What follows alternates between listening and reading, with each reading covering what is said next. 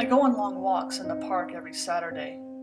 It was close to my neighborhood and relatively quiet in the evenings. I put on my earbuds and listen to my favorite music when I go on my walks.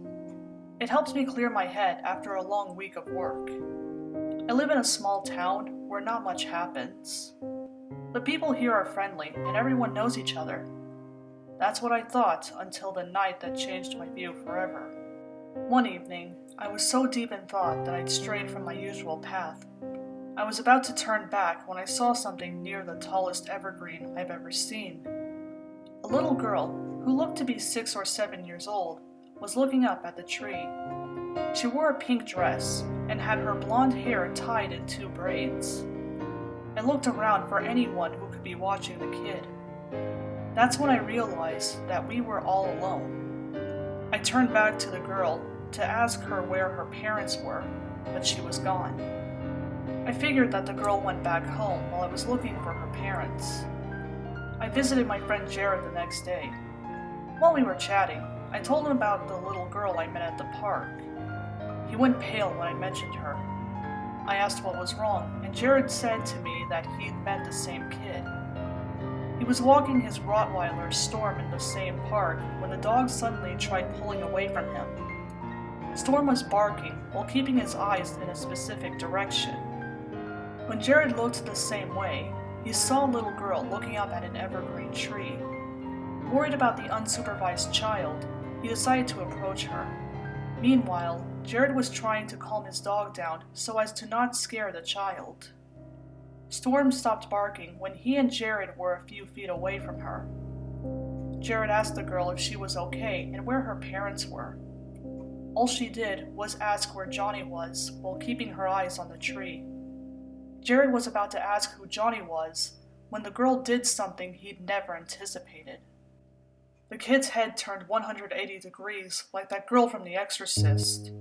Her face was bloody with a large gash on her forehead.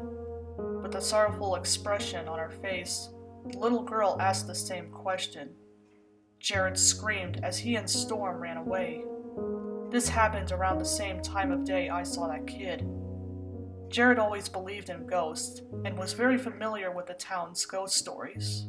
The one about the bloody child was one of the most infamous tales.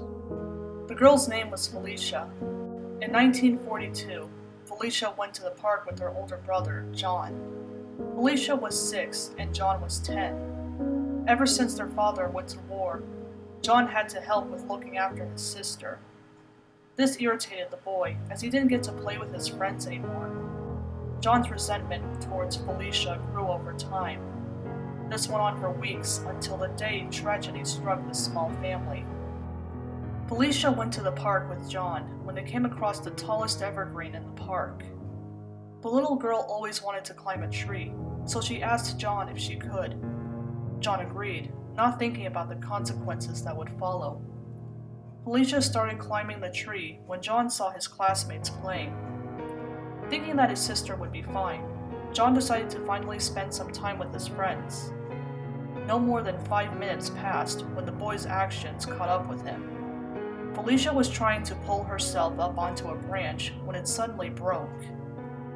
Felicia landed face down, hitting her head against a rock. The poor girl passed away before anyone could help her. It's unknown what became of the family after that.